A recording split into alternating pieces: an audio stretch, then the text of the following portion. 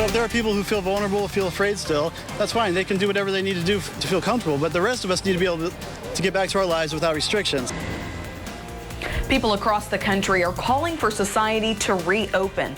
That call was heard in Kansas City today, too. Some calling the stay-at-home orders unconstitutional. 41 Action News reporter Dan Cohen has more on the protest on the Country Club Plaza. Open your businesses back up, defy the order! At the J.C. Nichols Fountain, an emotional outpouring.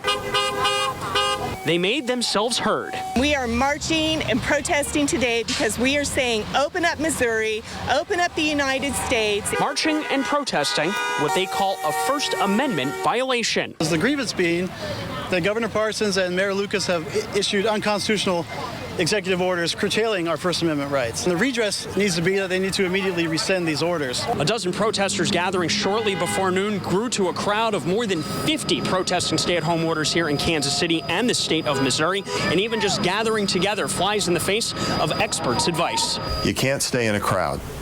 Can you think of a worse way to make your point than to watch a lot of people get infected?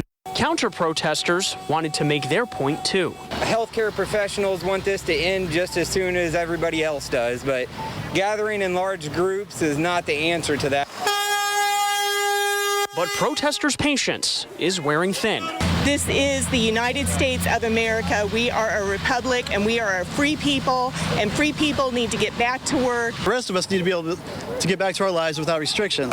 When that happens for everyone remains an unanswered question. In Kansas City, Dan Cohen, 41 Action News.